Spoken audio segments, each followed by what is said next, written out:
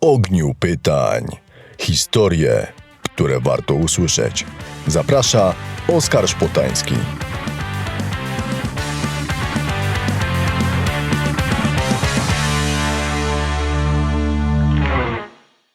Partnerem dzisiejszego odcinka jest aplikacja eFaktura.nl. Wystawiaj faktury wygodnie w swoim języku i zgodnie z niderlandzkimi przepisami. Skorzystaj z linka w opisie filmu i przez pół roku używaj eFaktura.nl za pół ceny. Dzień dobry drodzy widzowie, dzień dobry drodzy słuchacze. Jeżeli widzimy bądź słyszymy się po raz pierwszy, to ja mam na imię Oskar, a to jest podcast w ogniu pytań. I dzisiejszym moim gościem Uliana. Cześć. Dzień dobry. Uliano, powiedz tak może jednym zdaniem, albo jedną rzecz, jaką widzowie, słuchacze powinni o tobie wiedzieć już od samego początku. Kim jesteś, co robisz, co cię tutaj sprowadza? Robię tatuaże. Ogólnie oprócz tatuaży mam taki bardzo ciekawy projekt i chciałabym, żeby ludzie o tym wiedzieli, że zakrywam blizny za darmo ludziom, którzy przeżyli jakiś rak, onkologię. Przepraszam za mój polski. Nie używam teraz jego codziennie, bo większość ostatnie 3 lata to bardziej angielski. Jak ci będzie słowa po polsku brakowało, to możesz angielskim zastąpić. Dobra. Myślę, że każdy zrozumie. No, tutaj to na pewno. No, więc zrobiłam taki projekt, dlatego że dużo osób w Europie spotkało, w Polsce, w Niemczech, w Holandii też wiele osób, które mają takie blizny, które przeszkadzają im w życiu. I to, że chodzi nie o takich, tam małe blizny, albo spadł z rowera, albo coś takiego, to takie poważne blizny, które...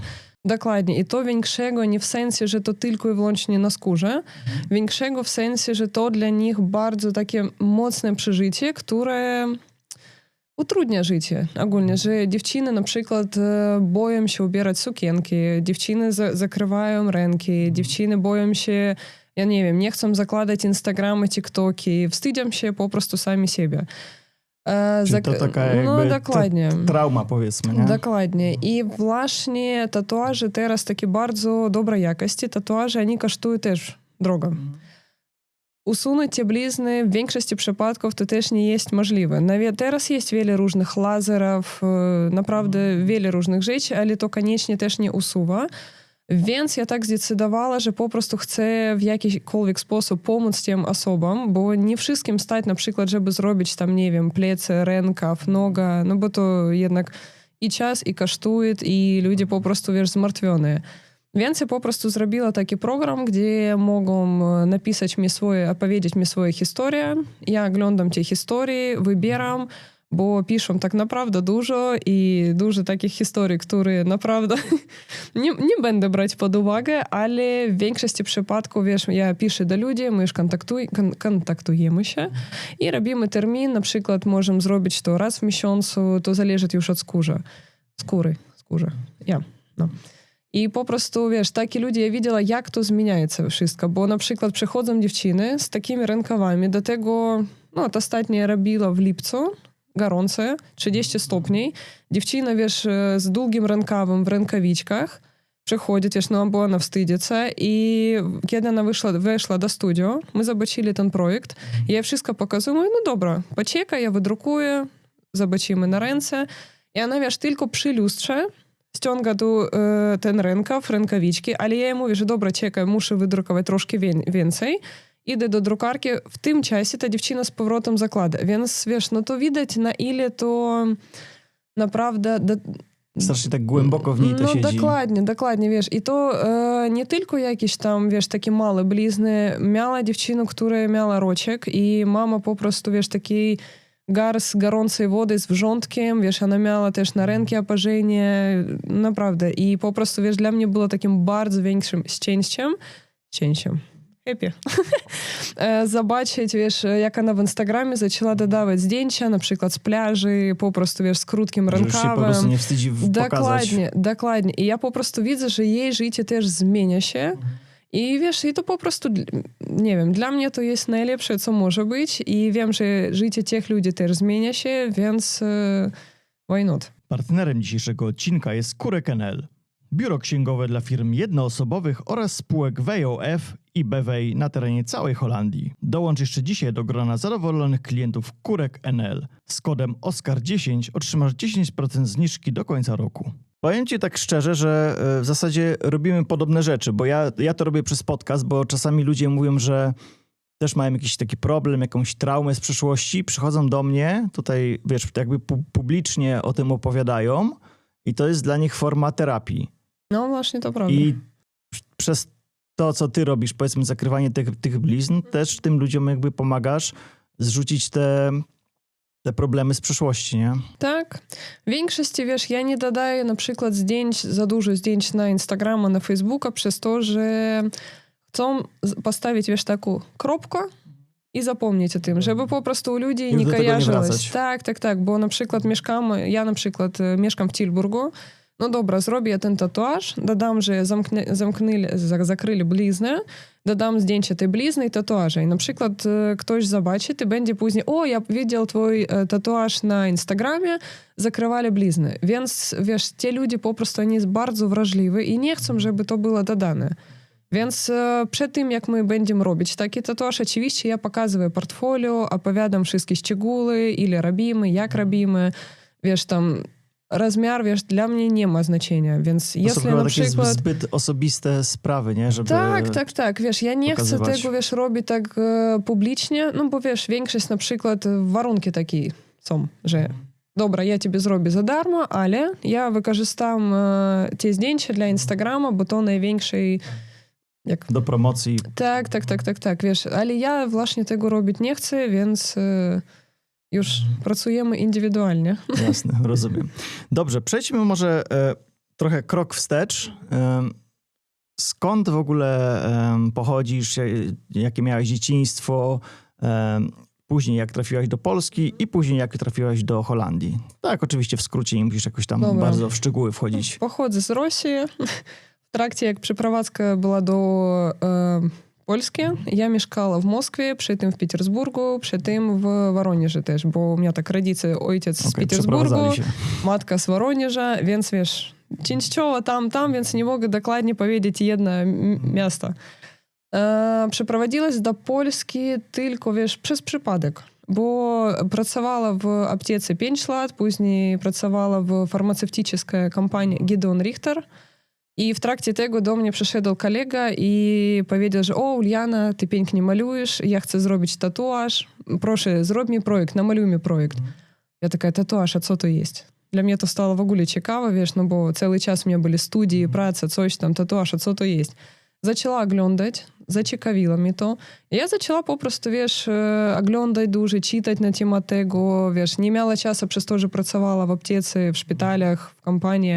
Dlatego, wiesz, pierwsze, co to ja uczyła właśnie, co to jest skóra, jak z niej pracować, wszystko, wiesz, co dotyczy dezynfekcji, sterylizacji medycznej części. No i już później, wiesz, zdecydowała, że znajdę sobie tego, który pomoże mi, wiesz, pokaże mi, jak to robić. No i co najlepsze było, trafiła na taką szkołę tatuaży. Takich teraz wiele, wiesz, i w Holandii, i w Polskiej, wszędzie. No i wiesz, to tak ty jakby płacisz pieniądze, przychodzisz, nic nie dostajesz, wychodzisz. No i właśnie u mnie też tak było, że ja, wiesz, zapłaciła, to było w Moskwie? Nie, to właśnie było w Petersburgu. I wiesz, właśnie, no, przyszła, pokazali mi, co robić, ja zrobiła, zrozumiała, że tatuaże to wcale nie moje i odpuściła sobie. Po tygodniu chyba gdzieś tak odpowiedział mi inny tatuażysta, który powiedział, że jeśli chcesz, to ja nauczę. Ja przepraszam, ja już tam przeszła nauczenie, nie udało się mi, więc zdecydowała, że po prostu odpuszczam to. On mówi, że nie, to przyjdź, zobaczymy. No ja przyszła, on mnie pokazał, wiesz, jakieś to podstawowe rzeczy, pyta, malujesz? Ja говорю, no maluję. Portret możesz namalować? Mogę. No i pierwszy mój tatuaż, który ja zrobiła już, wiesz, z tym tatuażystą, to był portret. Ja nawet nie wiedziała, że można zrobić inaczej. Ja nie miała takiego, wiesz, przejściowego etapu, jakby... Wiesz, większość tatuażystów, kiedy zaczynają, to takie małe dziary, tam kolegom, na sobie, coś tam. Ja nie miała tego. Okay. Od razu na głęboką wodę. Tak, no ja nie wiedziała, że tak trzeba, wiesz, że tak można. Mi powiedzieli, że robię portret, no ja i zrobiła portret. Nadal mam to zdjęcie na Instagramie, nie usuwam żadnych zdjęć, więc po prostu tak. No i po pół roku dostaję wiadomość, że spodobali moje prace студію татуажу в Польsce і запропонували мені приїхати до Польськи.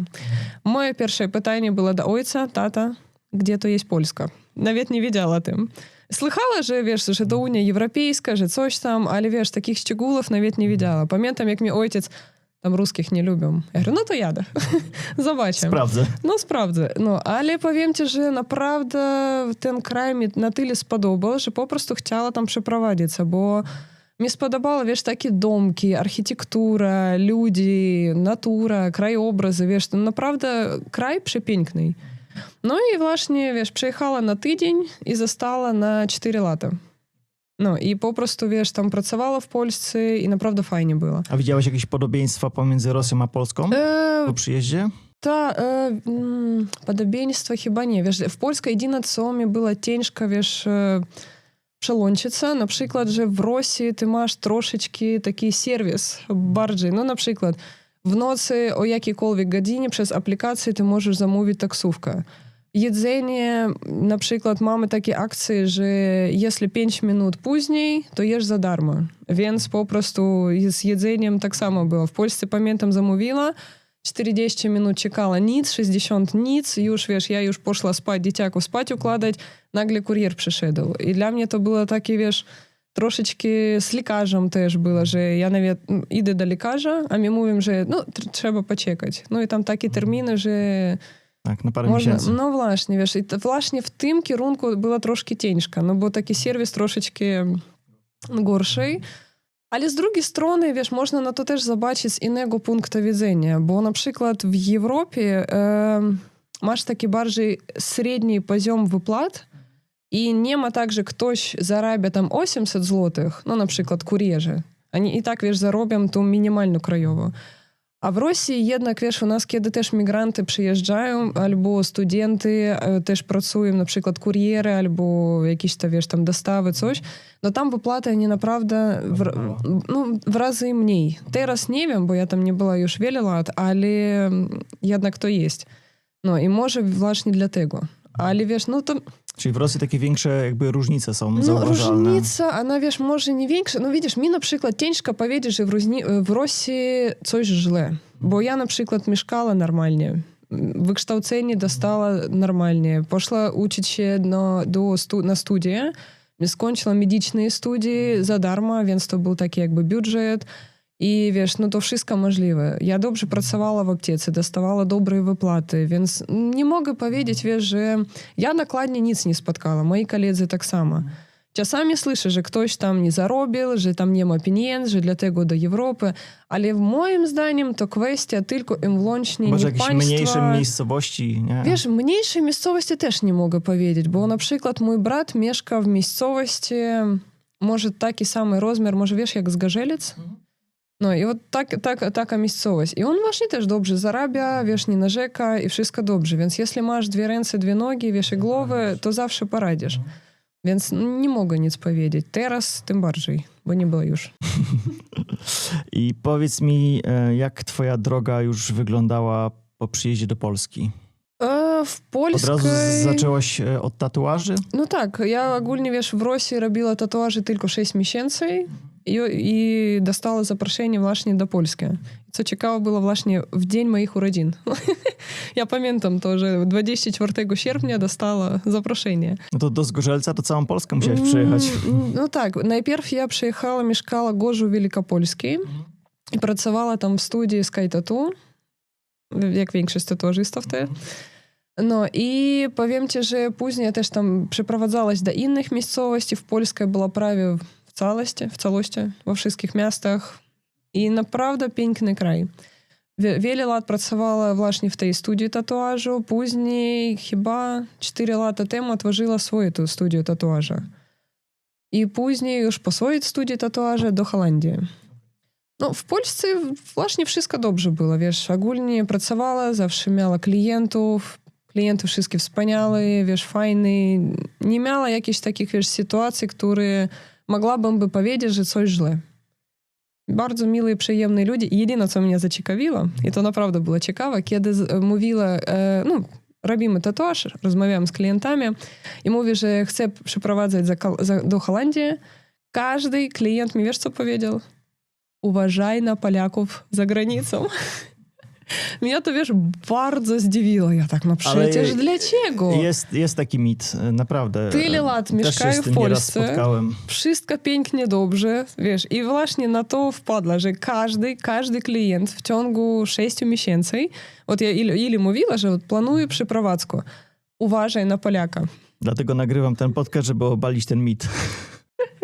No wiesz, właśnie powiem ci, że co ciekawe jest, że ja najpierw nie uwierzyła w ten mit, ale jak przeprowadziła do Holandii, to trochę spotkałam tego. Coś w tym jest, jakieś takie ziarenko prawdy w tym jest, ale nie. Nie, tak ogólnie spoko. Ja tu te osoby, jeżeli spotykam, to faktycznie są w porządku. Tak. Nie wiem, czy po prostu mam szczęście, czy... No powiem ci, że ja tu mieszkam, właśnie koleguję też, nie, koleżanki Polki i jakoś tak, wiesz, nadal... Normalnie. No i córka Polka, wiesz. Wspominałaś mi, że przez pewne, że tak powiem, okoliczności spotkały cię w Polsce sankcje i musiałeś wyjechać. Możesz troszkę o tym też opowiedzieć? Mogę. Kiedy to było? To był, wiesz, luty 22 roku. No i właśnie wtedy, wiesz, jak zaczęłaś ta wojna, zaczęli, wiesz, tam taka była bardzo mocna propaganda w kierunku ruskich Rosjan. Zapomniałam, jak to po polsku. Rosjan. No i wiesz, po prostu wtedy ludzie, oni za bardzo w to wkręcili się. Właśnie to jest taki problem Polaków, wiesz, że coś tam po telewideniu zaczyna się, a oni w to wkręcają się na maksa. No i wiesz, zaczęli... Dokładnie mnie to, wiesz, może tak nie spotkało, wiesz, bo jakby... Nikt mi w twarz nic nie powiedział, ale wiesz, zaczęliś różne, no na przykład przyjechał do mnie tatuażysta do studio, do pracy i u niego żona z Rosji, ona była w ciąży i poszła do szpitala. No lekarz jej powiedział, że tak, oczywiście, zrobił termin, na rejestrację proszę paszport, otwierają z Rosji. I nie przyjęli kobietę w ciąży, 7 miesiąc ciąży, tylko i wyłącznie powiedzieli, że z Rosji i nie będą jej pomagać. Ja jestem lekarzem i powiem ci, że nas tak uczyli, że wiesz, nawet w różnych okolicach ty musisz pomóc. No i po prostu, wiesz, dla mnie to było takim szokiem, że po prostu kobieta w ciąży, jaka różnica, skąd ona pochodzi? Przecież ona mieszka w Polsce, ma dokumenty też polskie i po prostu ona potrzebuje pomocy. No i odmówili taką pomoc. Dokładnie, taka osoba jak lekarz, no to nie powinien sobie wybierać, czy to biały, czarny, czy... Dokładnie. Później, wiesz, takie byli z synem też, bo on z Rosji, on pochodzi z Petersburgu też, i urodzony tam, wiesz, i kiedy zaczęli, wiesz, wszędzie opowiadać, jaka Rosja biedna, że tam nie ma nic, туалетов у нас nie ma, nic u nas nie ma. U mnie syn taki siedzieć, a dlaczego oni tak mówią? Przecież wszystko mamy w domu, wiesz? I po prostu zaczęli takie, wiesz, bzdury, takie głupoty. Ja rozumiem powiedzieć, że na przykład to jest nie w porządku, że na przykład to w ogóle stało, bo teraz jest XXI wiek, no i wiesz, trochę takim kierunkiem iść, no to nie w porządku. Ale z drugiej strony, no... Przepraszam. Dlaczego, wiesz, gadać takie rzeczy, które nie jest prawdziwe do końca? No i, no wiesz, i przez takie rzeczy, wiesz, po prostu mi było obojętne, bo ja tam, wiesz, na przykład mam konto bankowe i nadal jakby mogę pracować, bo już miała firmę otwartą i niech by mogło zostać. Ale ze względu na dzieci, wiesz, ja jednak zdecydowała się przeprowadzić się, bo tak, syn na przykład po 6 miesiącach w szkole stał laureatem ogólnopolskiego konkursu Orzeł. Więc on bardzo taki, wiesz, mądry, on chce uczyć się. A co z tego, jeśli on jest obywatelem Rosji i na przykład on nie może otworzyć konta w banku, bo teraz ty idziesz do banku i bank odmawia, bo ty jest z Rosji. Urząd Pracy ciebie cofnął wszystkich Rosjan z Urzędu Pracy. Nawet teraz problem zmienić decyzję, że na przykład masz pracę i chcesz zmienić pracę, nie możesz tego zrobić. No, na przykład, jeśli bierzesz prawnika, opłacasz prawniku wszystko i on to robi, to też nic nie wiadomo. U mnie kolega czeka już chyba 8 miesiąc. A co on ma robić 8 miesięcy, póki, wiesz, tu decyzję zmieniają. Więc jakby dla mnie to było bardzo dziwnie, że ludzie, którzy mieszkają ponad 10 lat, wiele lat już w Polsce, pracują, mają rodziny, mają dzieciaków, no wiesz, to takie coś odwalić w kierunku tych ludzi, no to było, wiesz, trochę dziwne, bo tym bardziej, na przykład, zobacz, mam też męża, on obywatel polski, córka Polka Jak ja mam na przykład mieszkać w Polsce, jeśli ja nie mogę pracować, nie mogę nic, ale 800 plus bardzo proszę. I dla mnie to, wiesz, wygląda bardzo głupio, bo Tak, jeśli chcesz... ze skrajności w No skrajność dokładnie, trochę. jeśli chcesz coś zrobić, no to odmów socjal, odmówcie 800 plus, odmów wszystko i powiedz, że jeśli chcesz zostać, to musisz iść do pracy. Przecież to jest troszeczkę logicznie. No oni, wiesz, poszli tym innym kierunkiem, że socjal proszę, żeby, wiesz, nie byli zmęczeni chyba. Ja nie wiem, takie, albo dbają tak, ja nie wiem, jak to, wiesz, wytłumaczyć. Pytała o tym w ZUS-ie, nic oni nie mogą odpowiedzieć na to. No trudno, więc dlatego, wiesz, ja zdecydowała, że chcę normalnie żyć, normalnie pracować, nie mieć jakichś ограничений ze względu, wiesz, na pochodzenie. Przeprowadziliśmy do Holandii. Czemu akurat Holandia? I cieszę się, bo męż тут miał pracę już 10 lat, wiesz, i my mieszkali właśnie tak na dwa kraje, i on, wiesz, mnie namawiał wiele lat, że do Holandii. Ja mówię, nie, kocham Polskę, chcę być w Polsce i do ostatniego, A mąż z wiesz... Rosji czy z Polski? Nie, męż z Polski. Okay. Z Polski. Okay. Wiesz, i on mnie namawiał wiele lat, ja mówię, że ja dokładnie z Rosji przeprowadziłaś nie za pracą, albo, wiesz, była zakochana w tym kraju i chcę tu zostać. Nie chcę Niemiec, nie chcę Holandii, nie chcę nic, chcę zostać tu. No ale, wiesz, ze względu takiego podejścia po prostu do ludzi, no ja pomyślała, że dobra. Wiesz, ja chcę jednak, żeby dzieciaki wyrosli w atmosferze miru. No wiesz, jakby, nieważne kto ty, Ukrainiec, Polak, Niemiec, bo вот ostatni też podcast z Nikolą na przykład, to co nagrywali wcześniej, że w holenderskich szkołach źle traktują Polaków. Tak samo w polskich szkołach źle traktują Ukraińców. Albo na przykład, no Rosjan na początku, no ogólnie nie było, bo u nas ja nie mogę nic powiedzieć. Szkoła była bardzo dobra, nauczyciele bardzo dobrzy, więc ogólnie wszystko było w porządku. Oprócz jednego. Ja pamiętam, jak, wiesz, klasa, cała klasa, polska klasa, wiesz, z ukraińskimi flagami dzieciakom powiedzieli, że zdjęcia robić trzeba. Dzieciaki w ogóle nie rozumieją, o co chodzi, ale trzymają te flagi. No, więc, wiesz, w Polsce ciężko, żeby dzieciaka wychować i on nie był taki, wiesz, oburzony na innej narodowości. No bo to, wiesz, to chyba w krwi takie coś jest.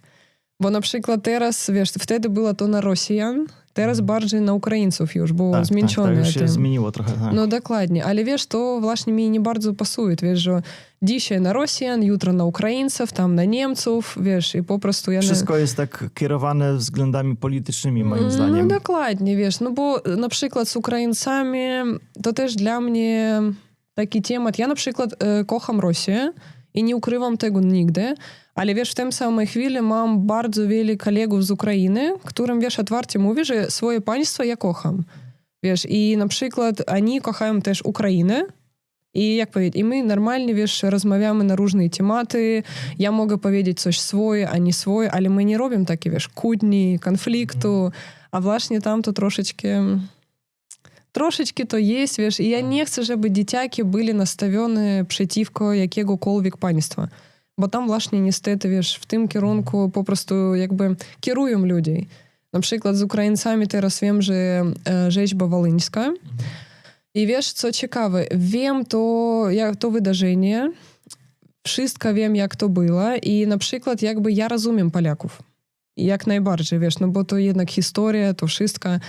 Ale wiesz, też jak kiedy rozmawiam z Ukraińcami, z różnymi, wiesz, bo mam też klientów Ukraińców, problem jest taki, że im w szkołach inaczej to mówili, wiesz, u nich po prostu inne jakby... Oni mówią, że no tak, to było, ale to najpierw oni nas mordowali. Wiesz, no i to taki ciężki temat, wiesz, bo jedne mówią jedno, drugie mówią zawsze inne. narracja jest budowana tak, Pomierz żeby coś komuś pośrodku. było bardziej na rękę. Tak. Także... Wiesz, ja tam nie mówię, wiesz, że na przykład oni mają rację albo nie mają racji, wiesz, to, że muszą, żeby, wiesz, pochowali to 100%, bo to pamięć, to ludzie, wiesz, to tak jest. Ale na przykład ci młodzi Ukraińcy, oni nawet nie wiedzą, o co chodzi. Oni często, wiesz, tam na terminie my robimy tatuaż, oni, wiesz, tam teraz nam w Polsce za эту rzeźbę wolyńską, co oni od nas chcą, wiesz, chcą te kości, no niech zabierają, my już nic przeciwko nie mamy, wiesz, to no nie od nich zależy, więc ich tak troszeczkę, wiesz... Zobacz, już nie będę mówił teraz na głos, ta zaraza, co było w 2020 roku, co trzeba było maseczki nosić. Jak teraz zobaczysz na Wikipedii i przeczytasz o tym, to w ogóle jakby jakiś, nie wiem, atak zombie, kataklizm i w ogóle koniec świata miał wtedy być. A ja nic takiego nie pamiętam. No właśnie, no to tak było. No właśnie, także tak się no buduje właśnie, narracja. to za dużo kierują, wiesz, a w Holandii właśnie nie ma tego. W Holandii właśnie jakoś tak, wiesz, u mnie do jednej szkoły chodzą holenderskie dzieci, tam jest Ukraińcy z Białorusi i z Rosji, wiesz. I nie ma problemów. Nie ma żadnych problemów, wiesz. Dzieciaki ze szkoły cały czas przychodzą, jakieś tam flagi malują, wiesz. Na przykład ostatnio przyniosli mi rosyjskie flagi, polskie flagi, no bo, wiesz, część Rosjanie, część z Polsce. No i wiesz, na przykład tam samo, że i Ukraińcy, Białorusi, i Polacy, i wszystkie jakoś tak kolegują, wiesz, wszystko w porządku. No, tym bardziej, wiesz, tam moje dzieciaki na przykład wychowane w Polsce po polskim tradycjom bardziej. Jeśli ty zapytasz mojego syna najstarszego coś o rosyjskich tradycjach, on nawet nie wie, wiesz. No, bo on, wiesz, on bardziej koleguje też, u niego koledzy z Polski i on jakoś wychowany tu. Ale niestety, przez to, że ja nie mogę tam pracować, dzieciaki nie mogą ułożyć w przyszłości życia, więc musieli, wiesz, wyjechać. Tak by, wiesz, ja bym chętnie została tam w Polsce i cały czas tam wracam, jeżdżę. Jak powódź była, powódź. No, jak była powódź, tak samo. Była w tym czasie już w Holandii, ale wiesz, jak to wydarzyło, to tak samo ja spakowałaś, pojechała tam do Opolskiego, wiesz, kupiła wszystko, co trzeba, wiesz, pomóc ludziom. Pojechała tam też, była taka placówka, policjanty, wiesz, zbierali pomoc dla ludzi, zawiozła tam, też jeździła, pomagała, wiesz, więc jakby Polska dla mnie taki, wiesz, no nie obcy kraj. Dokładnie. Właśnie, więc no to ciężko, wiesz, więc jakby dla mnie kocham Polskę, ale dla dzieciaków lepiej na dzień dzisiejszy to tutaj. Żeby później nie było takiego, że wiesz, im będą cały czas, że ty z Rosji, ty coś tam i później nie będą mieli taki, wiesz, jakby barier do Polski, bo dzieciaku, wiesz, złamać psychiku, no to dużo nie trzeba. Dokładnie. Tutaj mam wrażenie, że przez to, że Holandia jest bardziej taka wielokulturowa, to ten problem jest mniejszy. Tak. No bo tu masz miks no, dosłownie wszystkich chyba narodowości świata, No, czego dokładnie. w Polsce nie ma. Polska jest taka bardziej, stara się przynajmniej być póki co bardziej taka konserwatywna, że wiesz, Polska dla Polaków, nie? A tutaj jest zupełnie inne podejście. No tak, Tu jest, tylko że tu jest wiesz, wszystko wymieszane, także też ludzie jakby nie zwracają na to uwagi tak naprawdę. no Polska dla Polaków to, wiesz, wielu Polaków wyjeżdżają, a nawet w dzień dzisiejszy to wielu Polaków wyjeżdżaje do Rosji. Przecież teraz, wiesz, podróży wojownika, wiele innych, wiesz, tam na przykład Polka w Moskwie, wiesz, teraz też YouTube, TikToki, podróżnicze do Rosji, wszystko. I co ciekawe, żaden nie powiedział, że kiedy on był w Rosji, że mu coś źlego. Powiedzieli ze względu na narodowość. Nikt nie powiedział, że wracaj do Warszawy. Też oglądałem jakiegoś vlogera właśnie chyba, nie wiem, ze 3-4 miesiące temu był w Rosji. Chyba zaczynał od Moskwy, później w Petersburgu był i gdzieś tam pojechał na No to na sam podróż wschód. wojownika chyba była. Czy odwrotnie on jechał? Albo to on był, albo jeszcze drugi jest taki, Jest taki z przed brodą. nim. Tak. Polo coś tam. No to jakieś przed tam. nim był. No to też oglądałem i normalnie był bardzo zadowolony. Tak. No I właśnie. on chyba koleją jechał tam na wschód. No u меня знайомый właśnie kiedy w lutym zaczęłoś to, a w listopadzie, który był po lutym następny, on wyjechał do Rosji, wiesz, i on tam i do lekarza poszedł, i był w Rosji, i wszyscy mu pomagali, wszystko było pięknie.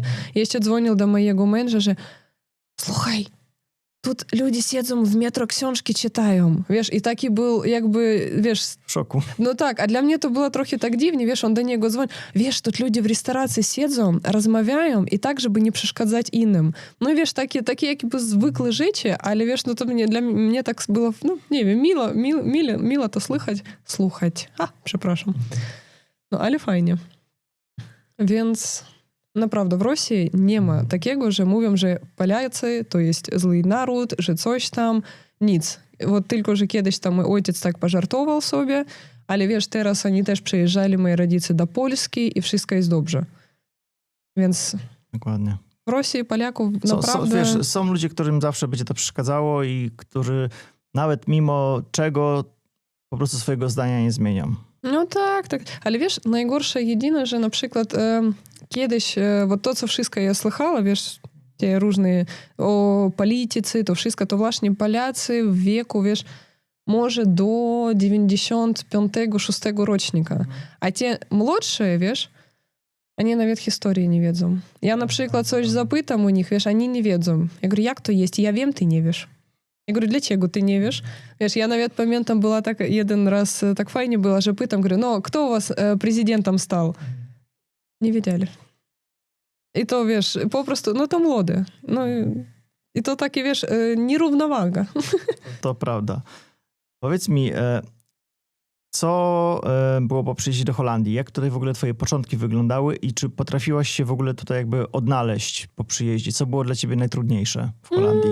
W Holandii, wiesz, kiedy ja przyjechała do Holandii, to właśnie pierwszy, kto mi pomógł właśnie z dokumentami, wiesz, tam, żeby coś wypełnić, no to właśnie Polacy, bo mi, wiesz, tam pokazali, wiesz, gdzie buchalter, jak to w ogóle zrobić. Takie początki były. Później, wiesz, ja przez to, że rozmawiam w języku polskim, pierwszy mój taki był pomysł, że ja muszę znaleźć jakich-to, wiesz, tatuażystów z Polski, no i, wiesz, po prostu współpracować z nimi, otworzyć albo firmy, albo, wiesz, Jakoś tam... się wkręcić tutaj. No, żeby, wiesz, właśnie mój pierwszy pomysł był taki. Ale mnie wszyscy odmawiali, mówili, że to jest zły pomysł, że szukaj holenderskie studie, idź tam. Oczywiście nie, ja muszę, wiesz, do Polski, tatuażystów. No i powiem, że to właśnie był mój pierwszy taki błąd, bo jak tylko ja chciała z kimś, wiesz, tam zacząć kolegować, rozmawiać, wszystkie odbierali mi tak, że przyjechał nowy tatuażysta, będzie w domu robić po taniości, tani tatuaży, że coś tam, konkurencja. Więc to była, wiesz, jakby odebrana nie jako współpraca, bo moim zdaniem właśnie tak na tej podstawie to i działa, a była odebrana właśnie jako konkurencja. No dobra, wchodzę, więc ja odpuściła sobie to. My mieszkali w Tilburgu, znalazła tam studię tatuaża w Tilburgu. Wiesz, schodziła na to spotkanie, porozmawialiśmy, wszystko było w porządku, ustawili daty, kiedy ja przyjeżdżam, zaczynam pracę, więc ja tak, mam studio, wszystko w porządku. No i 17 ja musiała już, wiesz, przyjść do tej studii, a on, wiesz, już tam 15 cisza, 16 cisza. Taka, wiesz, po prostu jakby, no dobra, zmienili zdanie, no to napisz mi, powiedz, nie ma sprawy. Ale po prostu coś oni tam pomyśleli, że, wiesz, tam nie wiadomo, że albo klientów będę zabierać, albo coś tam, że zmienili zdanie. Ja wtedy właśnie po tej studii tatuaży pomyślała, dobra, chyba jednak, wiesz, poszukam Holendrów. No i znalazła, wiesz, i już drugi rok tam pracuję, wszystko w porządku, żadnych plotek nie ma, żadnych konkurencji nie ma, wiesz, my jako taki zespół, wiesz, na przykład tam mamy klientów, u nas nie ma tak, że, wiesz, ja chcę więcej, albo ktoś chce więcej, po prostu, że, nie wiem, ja dzisiaj tam robię to, tego klienta do ciebie, wiesz, i taka współpraca. Projekty robimy, malujemy, wiesz, no taki naprawdę dobry start dla rozwoju. A właśnie, naprawdę, długi czas próbowała, wiesz, właśnie z polskimi tatuażystami jakiś connect, ale no niestety. A powiedz mi, jakbyś mogła porównać, jak na przykład samo wygląda podejście do tatuażu i klientów w Polsce, w Rosji, a w Holandii? Czy są jakieś w ogóle różnice? Różnica zaczyna się od chyba, jeśli na przykład rozmawiać o otwarciu studio, to w Polsce bardziej patrzą na lokal, że oni przychodzą, sprawdzają, ja nie wiem, ile ty masz zmywarek, no tak, nie zmywarek. Umywalek, tak. Ile ty masz, wiesz, tam pokojów. Tak, bo właśnie robiłam to i tam bardziej na to patrzą. W Holandii bardziej oglądają, wiesz, nie tylko lokal, oglądają wszystko. Na przykład, jak ty pracujesz, jak ty robisz tatuaż. Zadają тебе pytania, na przykład, wszystko, co dotyczy skóry, tatuaża, sterylizacji, dezynfekcji, jakieś te podstawowe rzeczy. I moim zdaniem to bardziej prawidłowe. No bo jednak to przyda się, bo wiesz, jedna sprawa, kiedy ty robisz ten lokal, wszystko w porządku, przychodzi tatuażysta w jednych tych samych rękawiczkach, wszystko podotykał, wiesz, później nic nie umył i to taki problem. Ja jeszcze tak od siebie dodam dla osób, które nie są w Holandii, ale nas na przykład z Polski oglądają, to w Polsce na przykład jak chcesz pracować w gastronomii, to musisz mieć taką książeczkę sanepidu. Też. A tutaj w Holandii na przykład tego nie ma. No tak, i tutaj właśnie to jak też. idziesz pracować do jakiejś restauracji, do gastronomii, to tak normalnie cię przyjmują, nie musisz żadnych badań robić. Niestety tak. Nic takiego tutaj nie ma. I gotują bez rękawiczek. To. A w Polsce, wiesz, musisz jakieś badania lekarskie, no tak, testy. w studii tatuaży też. A My tutaj też nie ma nic robili. takiego. Taka ciekawostka. No właśnie, тут nawet idziesz do szpitala i zaściki robią bez rękawiczek. Mnie synu pobierali krew, wiesz, i ja jak to zobaczyła, ja na tyle była w szoku, że ja nawet nic jej nie powiedziała, ja po prostu stoję, wiesz, patrzę, wychodzimy stąd, syn, mamo, a ja nie zakażę się czymś. Ja mówię, ja nie wiem, zobaczymy. Czas pokaże. W którym momencie poczułaś, że jednak jakby tatuaż to nie jest tylko sztuka, ale też przez tatuaż właśnie chcesz pomagać innym osobom, właśnie między innymi zakrywaniem tych blizn? Wiesz, ja myślę, że od razu, bo ja taki człowiek, który ja lubię pomagać. To taki mój problem. Właśnie teraz ostatnio pracuję nad tym, żeby, wiesz, odmawiać. No i to logicznie, wiesz, że nawet tatuaże, ja pierwsze, co mi wpadło do głowy, że ja mogę to robić. Ale ogólnie było tak, że kiedy ja zaczęła już robić tatuaże, później, wiesz, do mnie przyszła dziewczyna pierwszy raz z bliznami i, wiesz, blizny, oni też bywają różne. Na jednych bliznach ty możesz pracować, na drugich bliznach ty nie możesz pracować, bo oni też różnią się. To musisz jakby się też nauczyć odróżniać te blizny, tak? Tak. Wiesz, mi тут właśnie bardzo pomaga wykształcenie medyczne. Bo ja właśnie, wiesz, wiem, jak pracować ze skórą. Ja wiem na przykład, jakie pieprzyki jest, z którymi można pracować, z którymi nie można. Miała klientów na przykład, którzy przyszli do mnie i mieli taki, wiesz, czerniak. Ja wiem, że to czerniak. I ja mówię, że ja nie będę tego zakrywać, bo to trzeba usunąć. A klient mi mówi, że wiesz, ja chcę tatuaż, ja tam, wiesz, mnie to nie podoba mi się to. Говорю, nie, говорю, ja odmawiam, proszę, idź do lekarza. Jak lekarz wydaст pozwolenie, że dobra, zielone światło, to zrobimy. No i wiesz, faktycznie wraca klient chyba po 2 miesiącach z kwiatami, z czekoladą, że dziękuję bardzo, był u lekarza, usunęli mi to, zrobili, wiesz, histologię i wyszło na to, że to czerniak. I тут pytanie, wiesz, jeśli by ja nie wiedziała tego, po prostu, wiesz, zrobiła to, co klient prosi, że, wiesz, nie to, żeby dotknęła, to po prostu zakryła, wiesz, zamalowała ten czerniak, to pytanie, ile by on przeżył?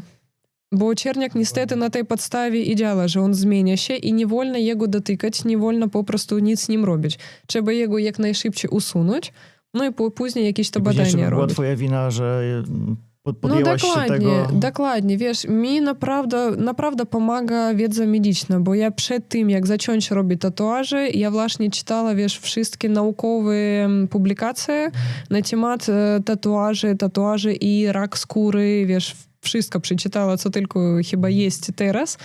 No i to mi naprawdę pomaga. I właśnie tam ja wpadła na ten pomysł, że tatuaże, wiesz, to nie tylko jakiś obrazek. Dla kogoś to po prostu symbol czego to, ja nie wiem, asocjacja na przykład, jaki rok urodzenia, albo jakaś pamiątka, coś tam, data, nie wiem, no po prostu pamięć. Ktoś chce taki, wiesz, piękny obrazek, a później zobaczyła, że jest ludzie, które naprawdę dla nich ważne zakryć coś. No i wiesz, mnie stało to ciekawić, zaczęła z nimi rozmawiać, no i wiesz, później wiele ludzi mi mówili właśnie, że no tak, ja chciała, ale nie stać mi było, więc ja poszła, wiesz, do drugiego tatuażysta, który, wiesz, po taniości robił, on zrobił, ale źle zrobił, i tam i blizny, i tatuaż widać, a później to jeszcze gorzej zakrywać, ty masz nie tylko blizny, ty jeszcze masz tatuaż. Wiesz, i po prostu ja tak pomyślała, że chcę pracować, wiesz, bardziej z tym, bo mi to ciekawe, bo to nie jest, wiesz, tak lekko, ale to warto. I tak ja wpadła, że... A są też klienci, którzy przychodzą właśnie, żeby zakryć jakieś stare tatuaże? O, tak. To właśnie większość. A, okej. Nie tylko blizny, tylko też inne tatuaże jakieś. Właśnie, wiesz, stare tatuaże, najbardziej popularne to imiona byłych. Zawsze odmawiamy, ale później właśnie wracają. Portrety też, no i tatuaże niedobrej jakości. Ostatnio, powiem ci, miała klienta, którego mi naprawdę szkoda i my teraz z nim pracujemy, wiesz, żeby wyprostować ten rękaw. Był w Hadze, robił rękaw. No i miał kiedyś taki rękaw kolorowy, zrobiony w Rotterdamie, ale z czasem on wyblakł i taki, wiesz, no blady stał. I po prostu znalazł tatuażysta, poszedł do tego tatuażysta, zapytał, co można zrobić. Tatuażysta, o, wiesz, тут kolorami już nic nie zrobisz, to trzeba na czarno. No dobra, a co na czarno? No, a co ty chcesz? No to on jemu wysłał przykłady tatuaży, jakich to, co jemu podoba. No i wiesz, ten tatuażysta długo nie myślał. On po prostu wydrukował tatuaż, zrobił kalku, a to był taki smok, który, wiesz, freehandem był malowany z początku. I on jemu zrobił wiesz, kalku odbił normalnie z wszystkimi, ja nie wiem, тут było światło jakieś, to wiesz, tam ogólnie ten smok, on jakby przedłuża się, ale tatuażysta tego nie widział, więc zrobił black work w tym miejscu. I ten taki krzywy, wiesz, i po prostu ty rozumiesz, że człowiek poszedł do tatuażysty, płacił mu co termin, wiesz, tam po 500-600 euro, i winnik ma taki, jaki ma, blizny, bardzo tatuaż taki niedobrej jakości. I on, wiesz, chciał jego jakoś wyciągnąć. My zaczęli wyciągać, a mówię, dobra, ten smok może być taki troszeczkę lepszy, ale, wiesz, i tak anatomia złamana, czarna, ja nic nie zrobię. No, my zaczęli, wiesz, zrobili jeden termin. On, wiesz, zrozumiał, że okej, to wygląda lepiej, ale tego smoka on po prostu nie chce, bo to trauma psychiczna już. On mówi, że dawaj zrobimy na black work wszystko i później zrobimy taki white work. Więc ja pomyślała, że dobra, zrobimy tak, że ten termin, co ja ciebie robiła tego smoka, ja po prostu ciebie zrobię jeszcze jeden termin za darmo. I tyle. Bo, wiesz, z jednej strony to nie mój problem, bo on sam tego chciał, z drugiej strony, wiesz, no szkoda mi, bo zrobił rękaw, później poszedł do drugiego tatuażysta po prostu poprawić, a jemu tak naprawdę, wiesz, całą rękę zrobili strasznie, wiesz, tam taki czarny, z bliznami, ty nawet szarem tam nie zrobisz, nic ty tam nie zrobisz. Wiesz co, mi się wydaje, że chyba ludzie czasami jak idą do jakiegoś tatuażysty, to w ogóle nie patrzą na Instagrama, nie patrzą na Facebooka, nie patrzą na pracę, jakie ten tatuażysta robi, tylko to po prostu, koleś od tatuażu, dobra, to idę. A to chyba jest największy błąd. Ale właśnie, wiesz, chcę coś przekazać do ludzi, te, którzy nie tatuażyści, a właśnie klienty tatuażystów. Jest takie prawo, które, wiesz, bronić ludzi, klientów też. I na przykład, jeśli tatuażysta, tym bardziej w Holandii, zepsuł wam rękę, możesz złożyć też do sądu sprawę i możesz wygrać sprawę, bo ja miała takich klientów, którzy właśnie robili tatuaż w studii tatuażu. Jakość tatuaża była naprawdę, niedobra, bo tam wilk taki był, wiesz, oczy jakby, wiesz, taki troszeczkę przypitej. Naćpany wilk. A później, ja myślała, tak nie można, ale dobra. I później po prostu, wiesz, ta dziewczyna jeszcze laser robiła, wiesz, później my robili wszystkie faktury, dawali wszystkie, wiesz, licencje, certyfikaty, pomogli złożyć sprawę do sądu. Ona złożyła tę sprawę i wygrała tę sprawę. I ten tatuażysta zwrócił te pieniądze za to, co zrobił i do tego jeszcze pokrył koszty moich terminów. To, co ona mi zapłaciła, on zapłacił jej te wszystkie pieniądze. To Więc nie trzeba było dla tego klientów nie, usuwać to trzeba, wiesz, bo tam za ciemno było, ale to właśnie nam pomogło fajnie to zakryć. Ale właśnie to dla klientów, wiesz, taka sprawa, żeby nie myśleli, że oni wcale nie jest chronione. Bo większość klientów tak, wiesz, i myśli takim zdaniem. Ja każdy raz pytam, dlaczego nie napiszesz do tatuażysty, dlaczego nie porozmawiasz o tym, dlaczego nie założysz tu sprawę, bo to jest twoja skóra, to jest twój czas, jest twoje pieniądze, które ty musisz pójść do pracy, zarobić. Wiesz, ty masz jakieś tam marzenie w głowie, z tym marzeniem ty idziesz do specjalisty i po prostu... Ufasz mu, że on ci zrobi Dokładnie, dobrze. wiesz, i na przykład to też tak ciekawostka, że na przykład u tatuażysta, wiesz, klienty mogą być codziennie. Ale dla klienta tatuażyst, on jeden. I on będzie ciebie pamiętał do końca swojego życia. Każdy raz, kiedy będzie oglądał ten tatuaż, on będzie pamiętał. I wiesz, i po prostu tak bardzo nieodpowiedzialnie, wiesz, po prostu zarobić na tym hajs, bo to nawet kulturnie, ja nie wiem, jak to nazwać, wiesz, i po prostu nie odpisywać, nie odpowiadać, wiesz, tam w ogóle ignorować klienta, po prostu zablokować go, tak nie może być. Dokładnie, czasami, wiesz, tak staram się postawić właśnie z perspektywy tych tatuażystów, to bo oni też nie do końca jakby mają czasami świadomość, że to, co robią ludziom na skórze, nie, to ci ludzie do końca życia będą nosili. Dokładnie, wiesz, i ja po prostu przez to, że robię cover-upów naprawdę dużo, wiem, co czują ci ludzie. Wiesz, oni po prostu piszą do tatuażysty. Na przykład, jeśli zepsuje się mi auto, na przykład, zepsuło się, co ja robię? Ja dzwonię do serwisu i pytam, co ja mam zrobić, bo ja nie wiem tego, wiesz, i co mi tam powiedzą, to, wiesz, ja odbieram na poważnie, bo ja tak naprawdę nie rozumiem nic. I klient, on nie ma obowiązku, wiesz, wszystko wiedzieć na temat projektu, tatuażu, wszystkiego.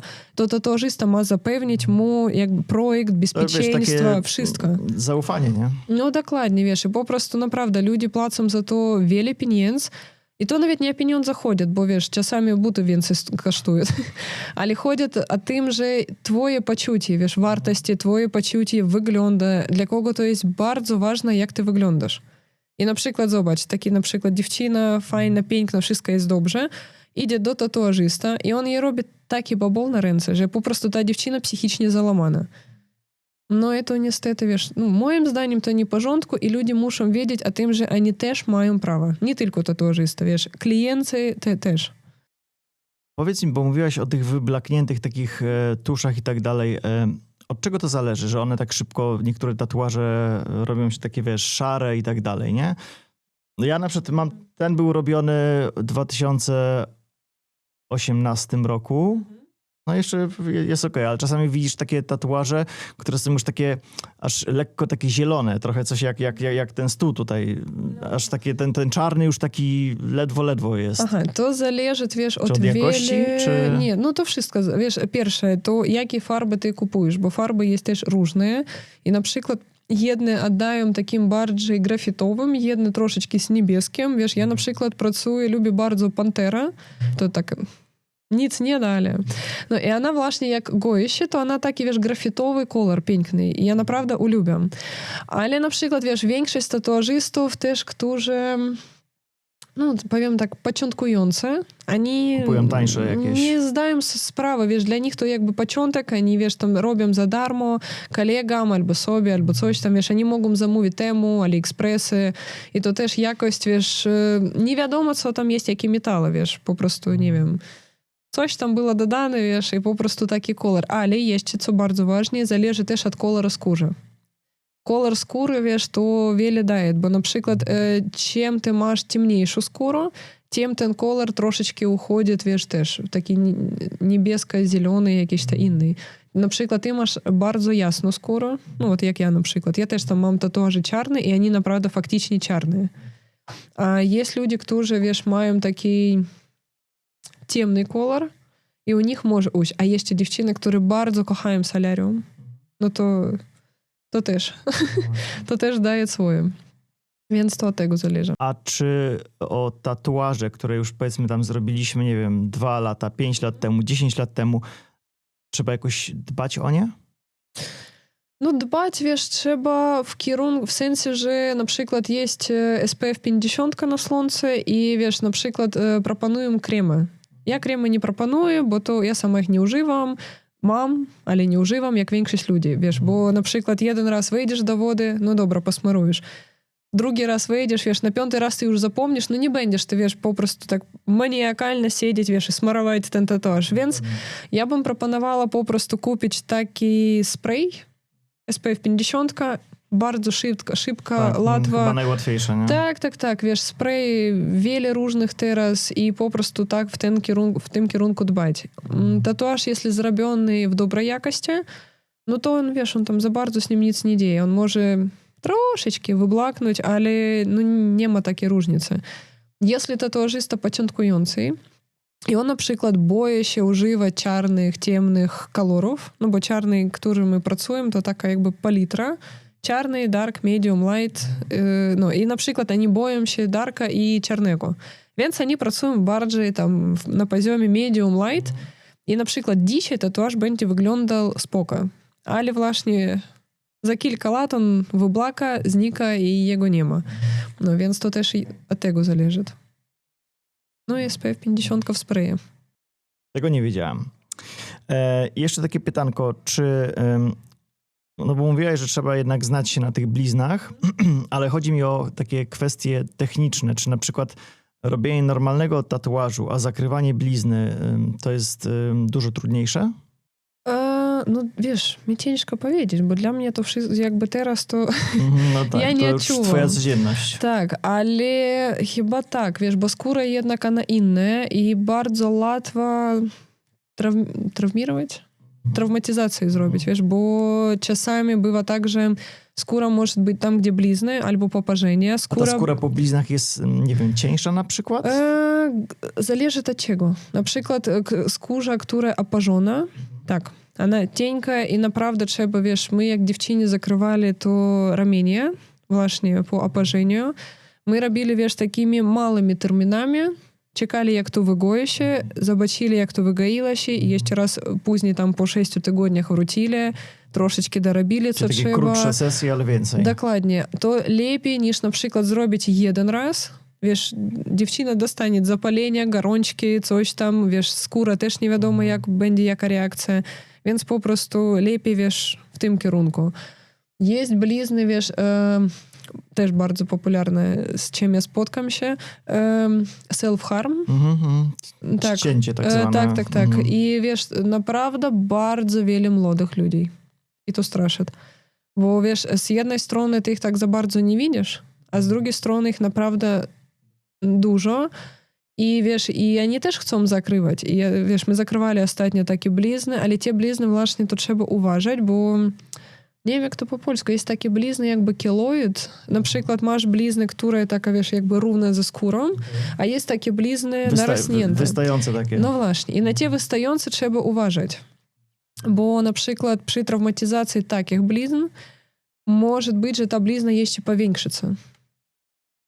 I wiesz, z tym trzeba uważać i na przykład zawsze, kiedy ja zaczynam pracę z takim klientem, zawsze pytam, był u lekarza i co powiedział lekarz, co napisane w, jak powiedzieć, wypis ten od lekarza, wiesz, który oświadczenie, nie wiem, nie oświadczenie. Nie skierowanie.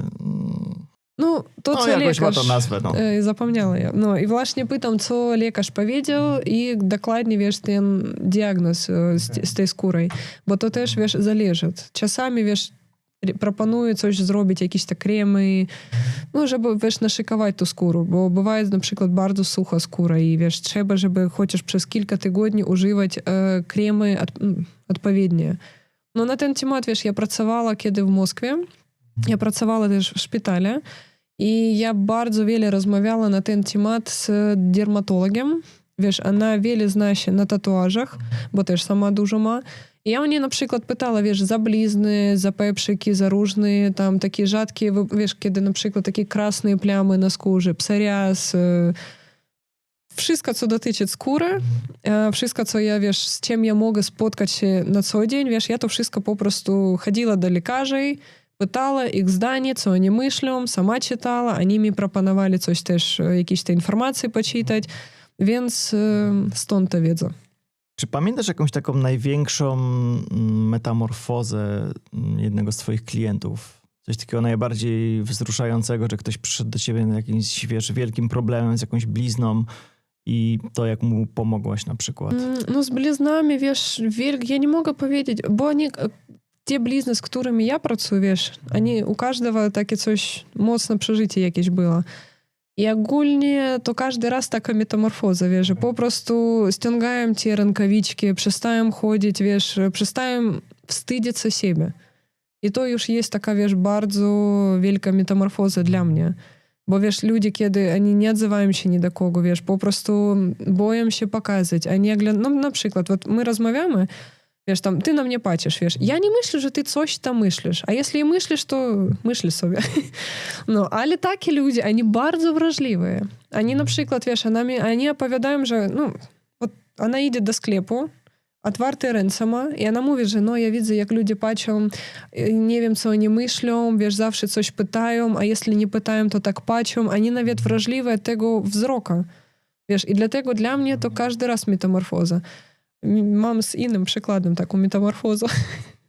To w ogóle nie dotyczy blizn, wiesz, ale jeden klient w Rosji przychodził do mnie na tatuaż, my mu robili ramienie, od niego żona uszła do kobiety. To dla niego w ogóle było bardzo wielkie przeżycie, tym bardziej w Rosji. Wiesz, i my tak, on przychodzi do mnie, wiesz, robimy tatuaż, on mnie coś mówi, ja mu odpowiadam, ale wiesz, bez jakiegokolwiek takiego, wiesz, wielkiego znaczenia, po prostu, że no, podtrzymywałam tą rozmowę. Chyba po tygodniu on, wiesz, wpada do mnie, Uliana, dziękuję bardzo, ty zmieniła mi życie. Ja nawet nie wiem, o co chodzi, wiesz, ale już chyba minęło 10 lat. On mnie cały czas, wiesz, podziękowania wysyłaje, że ja jemu życie zmieniła, że on tam życie jakoś, że ja mu dobre rady dała, a ja nawet, wiesz, no niespecjalnie tak, no to była taka metamorfoza dla mnie bardzo dziwna, że nikt by nic nie stało, wiesz, tak, no porozmawiali troszeczkę, ale no to tak. Powiedz mi tak, co byś poradziła osobie, która myśli w ogóle o pierwszym swoim tatuażu, ale tak nie do końca wie, czy robić, czy nie robić? Nie robić. Nie robić? Wiesz, тут попросту та особа, która chce tatuaż, ona wie, że ona chce i ona wie, co ona chce. Takie osoby nie wiedzą. Jeśli na przykład wiesz, jakby chcesz, czy nie chcesz, sam nie wiesz tego, to dla mnie bardziej jakby wiesz, po prostu wszystkie dookoła robią, a może mi zrobić, więc to nie jest twoja decyzja do końca. Więc po prostu powstrzymać się. Niektórzy robią, bo to jest modne na przykład, nie? No to trochę głupio, wiesz, bo z tatuażem ty zostajesz do końca życia i jednak musisz zastanowić się, naprawdę ty tego chcesz, czy nie. Ja bym w ogóle odradzała ludziom do 25 roku życia w ogóle robić te tatuaże. No bo wiesz, nigdy nie wiesz, jak zmienиться twoje życie. Won zobacz, ja pracowała przy aptece, w aptece pracowała, w szpitalu pracowała, farmaceutyczna kompania i co ja teraz robię? Tatuaże robię. Nigdy nie powiesz. Nigdy nie wiesz, gdzie cię życie No dokładnie, poprowadzi. a bywa całkowicie odwrotnie. Więc ja bym proponowała nie robić. Jeśli wiesz, co chcesz, no to wtedy, wiesz, tam zaczynaється taka droga. Pierwsze, poszukać, wiesz, co ty chcesz. Nie chodzi o tatuażu, bo to tatuażysta musi, wiesz, stworzyć jednak projekt dla ciebie, twój własny, ale przykłady. Na przykład chcę tam tygrysa, wilka, niebieskie oczy, pomarańczowe oczy. No, później, wiesz, wybrać tatuażysta odpowiedzialnego. No, dokładnie, na przykład ja chcę wilka realistycznego. No i patrzeć już tatuażystów, którzy mają wiele zdjęć w realizmu. Nie grafika, nie coś innego. Dokładnie ten styl, to co ty chcesz. Na przykład wybrać kilka tatuażystów, wiesz, pooglądać przez jakiś czas ich pracę, napisać, porozmawiać, wiesz, bo to bywa taki mecz, jakby będzie dwa dobrych tatuażysta i ten robi dobrze, i ten robi dobrze. Ale na przykład z tym ty próbujesz dogadać się, no ale jakoś, wiesz, no nie idzie. No dokładnie, bo to, wiesz, ty będziesz musiał z tym tatuażystą niestety spędzić, wiesz, wiele czasu. 2 dni minimalnie. No i to też, wiesz, ważne. Oczywiście ważny, wiesz, wynik, ale to jakby całkowite. To na wszystko. No i później, wiesz, umówić się na konsultację, zrobić ten projekt, tatuażysta wszystko wytłumaczyć, tylko że podejść do tego odpowiedzialnie. No bo większość, wiesz, chcę tatuaż, kto pierwszy odpowiedział, tam idę. Zazwyczaj, jeśli za dużo wolnych terminów na już, a może no jeszcze wczoraj zrobić, no to znaczy, że on nie ma za dużo klientów. Czasami bywa, że na przykład klient zachorował, coś tam... Zwolniło się miejsce, tak? No akurat, dokładnie. tak. Ale ogólnie, jeśli, kiedy chcesz, mam czas jutro po jutru, cały czas, wiesz, no to lepiej zapytać dlaczego. I nie wybierać na przykład... Zobacz, teraz na przykład jest początkujący tatuażysty, jest tatuażysty, które pracują już wiele lat. I tu trzeba zastanowić się, jaki wynik ty chcesz. I na jakim wyniku ci zależy. Bo czasami, wiesz, to co... No teraz wiem jedną dziewczynę, ona zaczyna robić tatuaże. I ona robi dobrze. Myślę, że, wiesz, z tego będzie naprawdę dobry tatuażysta. Ale, wiesz, czasami k niej przychodzą klienty.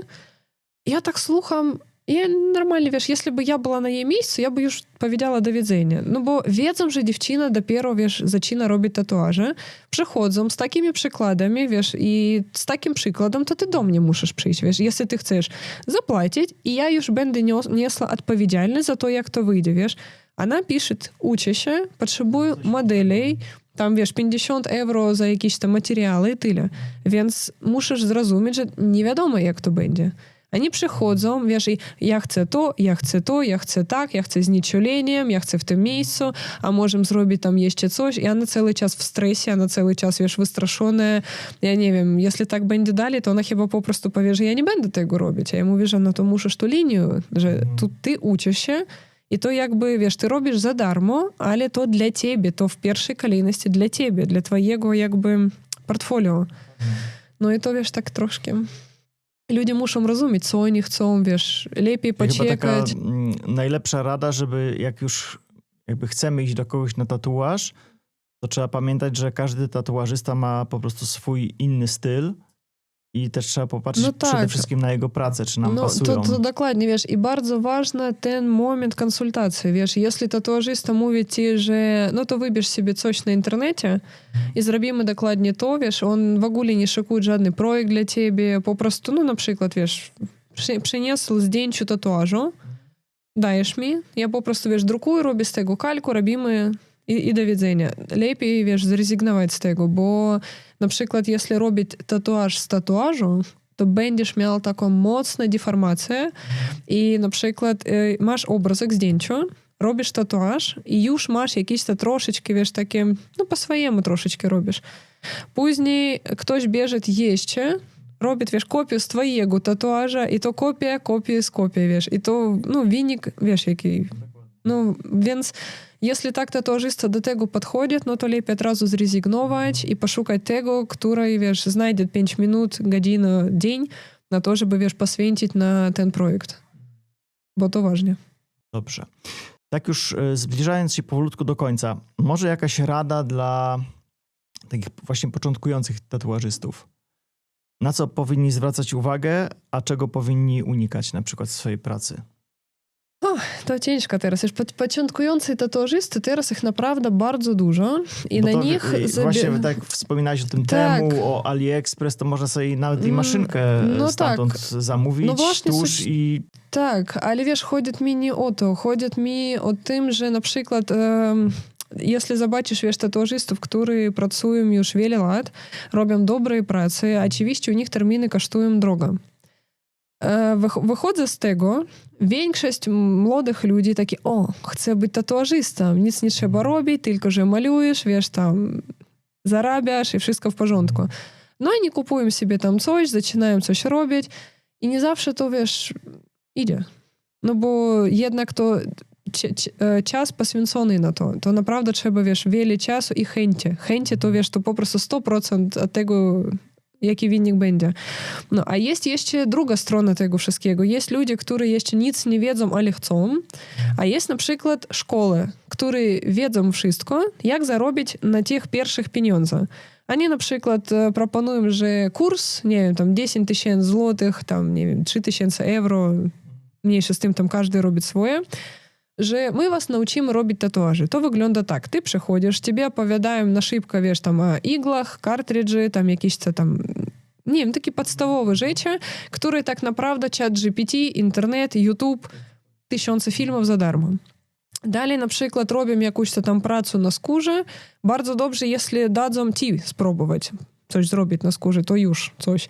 Ale większość, wiesz, tam oni coś robią, ty oglądasz, wychodzę stąd, ty rozumiesz, że ty zgubił wszystkie pieniądze, a nic nie umiesz.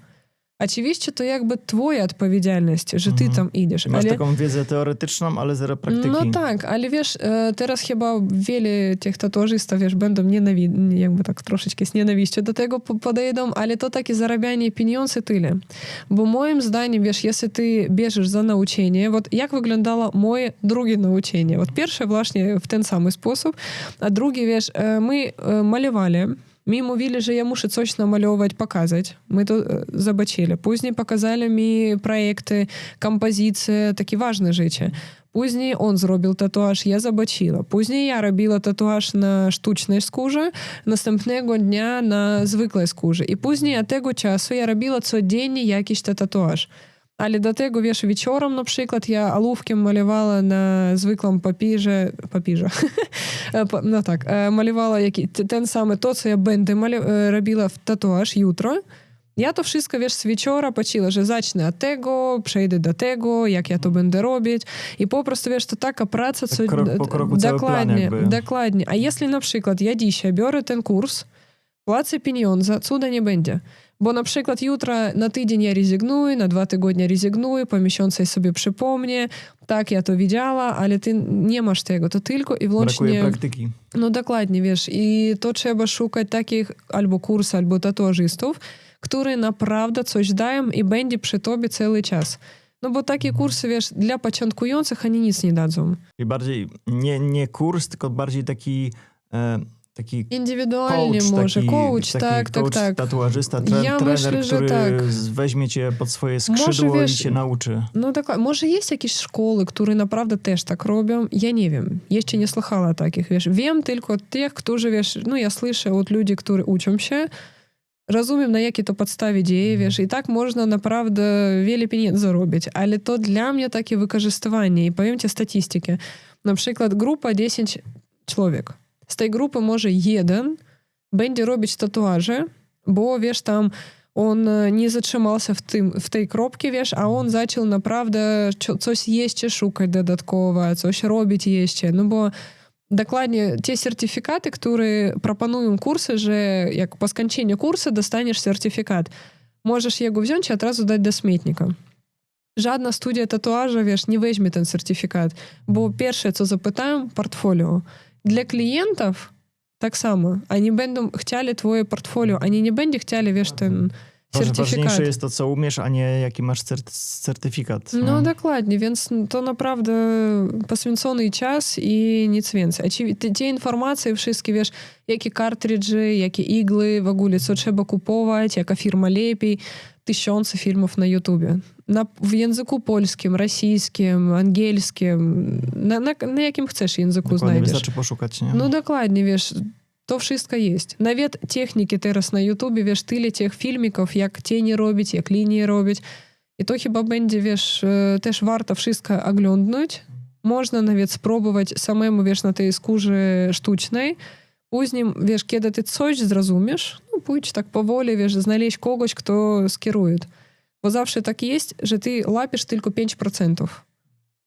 No na przykład będziesz mi dzisiaj opowiadał, jak nagrywać filmy, co robić. Ja z tego będę pamiętać tylko i wyłącznie 5%. No, Czasami więc... nawet, nie wiem, jedno zdanie się zapamięta i No, nie ma szans, żeby, dokładnie. wiesz, siedzieć na jakimś wykładzie, w jakiejś szkole, na jakimś kursie, wiesz, nie wiem, 2 godziny, 5 godzin i wszystko zapamiętać. Po prostu nie da się. No niestety tak to jest. Ja pamiętam, wiesz, zrobiła też wiele takich różnych masterclassów, kursów. Mnie to ciekawe było od początku. Ale do dnia dzisiejszego pamiętam tylko jeden. Ja pamiętam, pytam u tatuażysty, a jak zrobić taki efekt? On mi mówi, no plamy widzisz? Tak. Widzisz plamy? Malujesz plamy. Tyle. No taka prawda, wiesz? To naprawdę śmiesznie, ale to naprawdę... Dobry wiesz, nauczyciel. No, ale wiesz, że to pomogło właśnie. No i powiem ci, od tego też zależy, który tatuażysta, bo ja na przykład w Rosji miałam jeden, on właśnie też w Polsce pracuje, Slava Slimov, on robi dobre tatuaże w kolorze, czarnoszare, w Poznaniu, jeśli kto chce, może też pojechać. Drugi w Moskwie też tam Aleksandr Sencow, wiesz, i on robi taki trash polka. On mi właśnie też pokazał, jak pracować na przykład nie tylko, że na przedramiu, a on właśnie, wiesz, uczył, jak pracować, wpisać, no jak to powiedzieć, włączyć ten tatuaż w ciało, wpisać to, wiesz, żeby to wyglądało, wiesz, całkowicie do ciała, że na przykład można zrobić nie tylko, wiesz, taką plamkę, a jeszcze dodać jakieś formy, coś tam, no bo on właśnie tak i pracuje. Wkomponować to bardziej w ciało. Wkomponować, tego słowa mi brakowało. No i właśnie, wiesz, to taka duża praca. To nie skończy się. Dzisiaj pójdę, dostanę certyfikat, i jutro już będę wiedziała, czego każda kamerka, jak to nastroić mikrofon, co zrobić, wiesz, to na tej podstawie nie działa. Trzeba tych wideo, że tak powiem, No to pod też. kątem tej branży, nie? Trzeba tych wideo nagrać kilkanaście, kilkadziesiąt i dopiero wtedy czujesz się na tyle pewnie, że możesz nagrywać na przykład dla klientów, nie? I tak samo z tatuażami. Musisz ich na tej sztucznej skórze zrobić pewnie kilkanaście, zanim dopiero zdobędziesz odwagę, żeby człowiekowi to zrobić, nie? No bo to dlaczego przykład z filmami?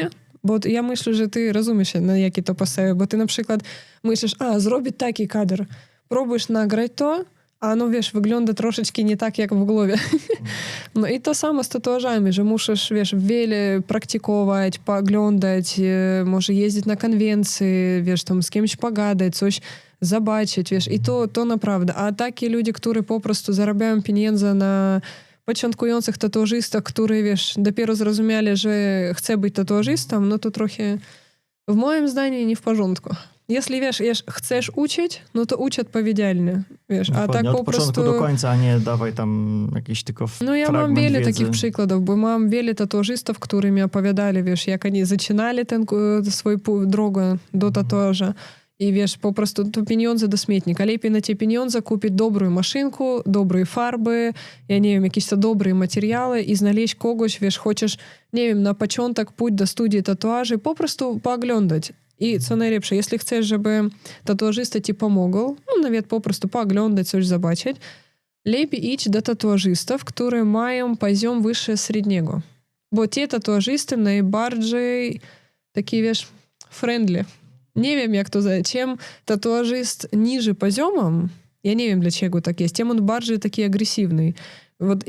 Może ci, co są jakby bardziej doświadczeni, O, właśnie. ci, co są bardziej doświadczeni, to może też jakby chętniej dzielą się wiedzą. No tak, Chętniej uczą tak. innych, Ja nie? pamiętam, jak ja pierwszy raz pojechała do Niemiec, do studii tatuażu też i tam Art Factor, tam byli tatuażysty, wiesz, których ja obserwowała, patrzyła, mi oni tak bardzo, wiesz, podobali, chciała też tak robić.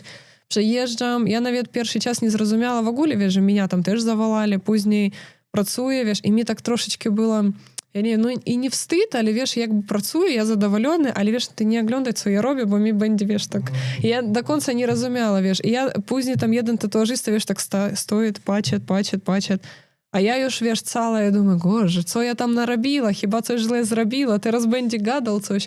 No i, wiesz, wieczorem wchodzę do domu, dostaję wiadomość, że Uliana, ty tak pięknie robisz, jak ty to robisz, a możesz mi jutro pokazać, bo mi właśnie tego efektu brakuje.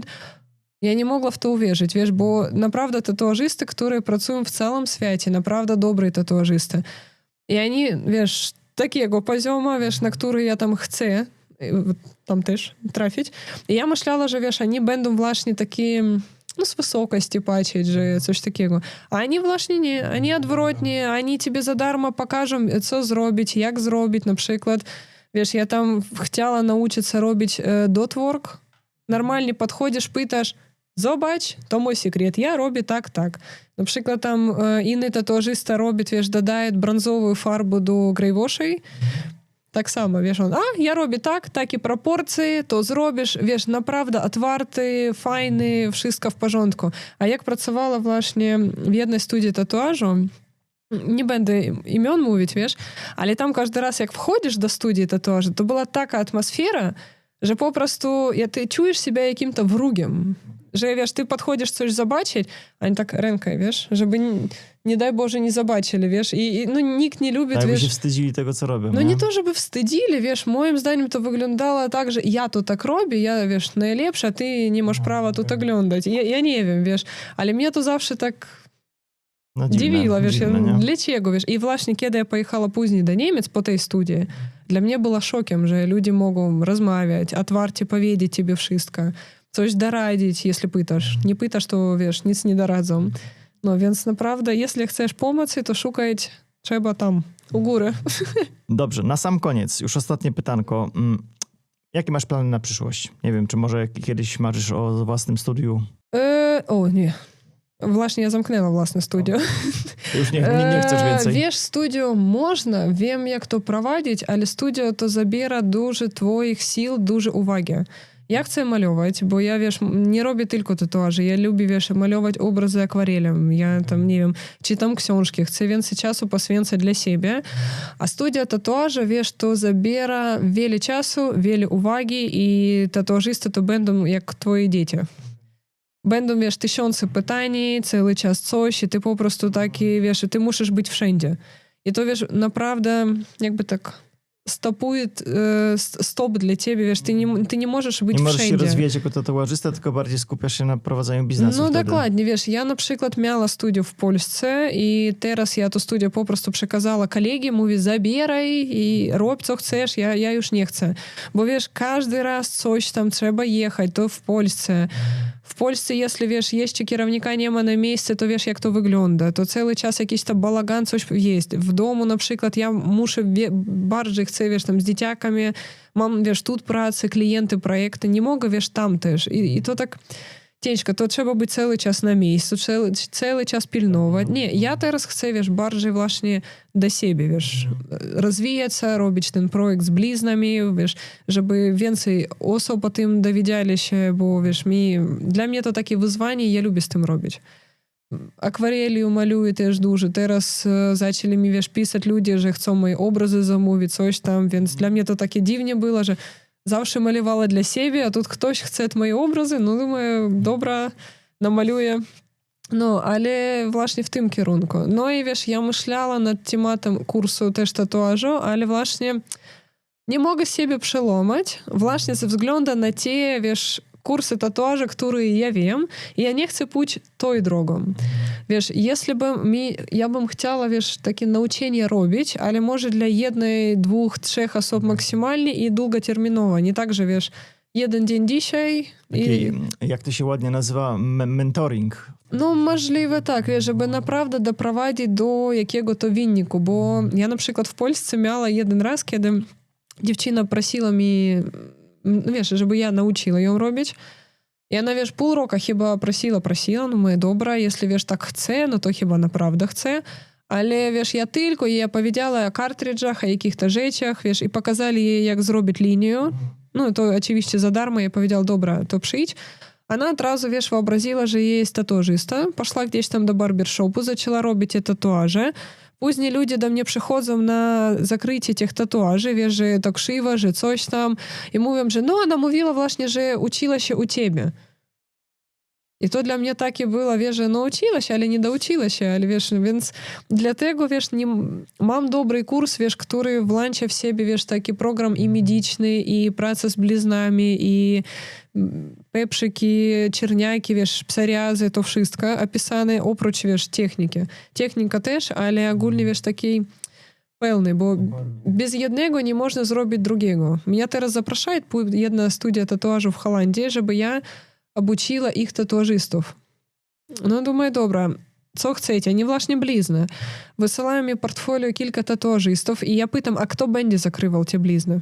No bo żeby pracować z bliznami, to ty musisz jednak na jednym poziomie. I z 6 tatuażystów, których, wiesz, mi wysłali, że do nauczenia, to tam może jeden, no nie może, a naprawdę tak jeden, który naprawdę będzie mógł to zrobić. Reszta dopiero się uczy. A reszta właśnie musi najpierw nauczyć się tatuaże, wiesz, robić i kompozycje, inne rzeczy, nie od razu tam. Więc to dla mnie taki, wiesz, temat. To też jakby, wiesz, jak sama to robisz, no to wiesz, że odpowiedzialność jest jakby na tobie.